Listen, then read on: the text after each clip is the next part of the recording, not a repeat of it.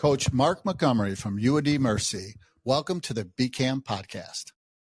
I made it to the big time. Thanks for having me. Very happy to have you here. You know, when one attends a UAD Mercy practice, I mean, they see energy, they see enthusiasm. To you, what makes a great practice? I just think if everyone's involved, from the coaches to the players to the managers, and everyone holds themselves accountable to bring that energy and the talk and the communication. Of course, the guys have to work hard and be passionate about what they're doing, but it's so much more lively when guys get into every single drill. Right. And they're encouraging, hey, great shot, good pass. Those kind of things make what I feel makes a good practice. Right. When you're designing a practice, Coach, how much thought do you put into, okay, we're going to do like this percentage in offense, this percentage in fundamentals, this percentage on defense, or is it based on context? Tell our coaches how you go about that deliberation. So if I'm doing my practice plan, it's going to start with a warm-up. Warm-up has something with ball handling, passing, and then some kind of full court drill. If it's a 3-on-2, 3-man weave.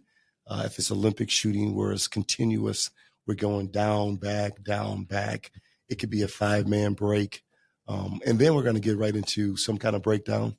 I try to do something between 10 to 15 minutes. If it's guards and bigs, if it's mixed groups, if it's a little combination of both offense, defense. A lot of times at the beginning of practice is more offensively in the breakdown minded. And then we're going to get into our defensive fundamentals. It could be shell. It could be full court. It could be jumping to the ball, defending ball screens. If it's pin downs, some kind of defensive actions for another, I would say 20 to 30 minutes.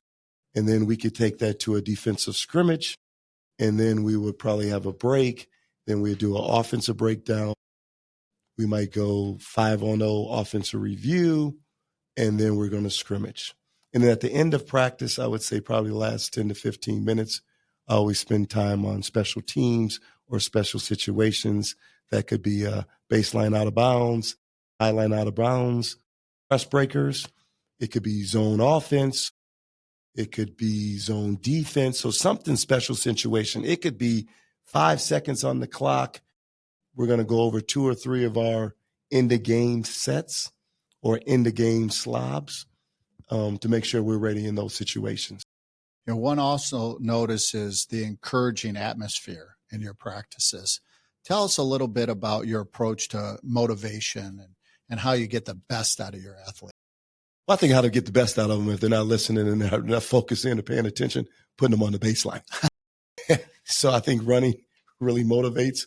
If you want to make it competitive, you have a winner or you loser. Guys hate to run, but it's more of the big picture. It's not everything has to be a punishment. It's we're working to get better at whatever situation we're working on that particular day. Our guys know, I always say you got to bring the juice. Right. I'm going to bring it every single practice. I'm not, in college, you have 100 some practices. I'm not going to say it's going to be 100 great days. Right. But you can't have many bad days if you want to win a championship. So if you're getting better at just a few of things, you can have an okay season. But if you're really focusing and you're getting better at multiple things, you have a chance to be special. Coach, we're ending our fast break section here with this common theme of networking. Can you tell us a little bit about the power of networking, especially in the coaching industry? Well, now, come January, believe it or not, I've been doing this for 30 years. Wow. And because I started in 96. The networking from being a college player to being a one-year assistant at the high school level and then making my way to college, it starts. It's so fun now that I have Ernie Price, Mike Laginus, Jim Perry, Phil Biondi. Those were my high school coaches. Right. So that's where my networking started. And then from college as being a player and different people supporting you, and then changing over and getting the opportunity to be a college coach, it wouldn't be possible from all the high school coaches I've met over the years, the AAU coaches, the relationships that was formed even before I knew I was going to be a college coach. It couldn't happen without networking. It couldn't happen without building relationship, maintaining the relationship, and just staying connected to each other. Because you never know who's going to make that call to maybe get yourself a job, help you win the game on a baseline out of bounds play at the end of the game. But that's what college coaching is about, because when you're assistant, you're always trying to be a head coach.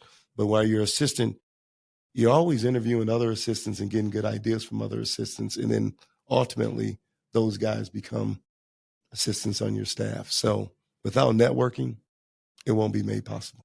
Coach, thanks for joining the BCAM podcast. Thanks for having me.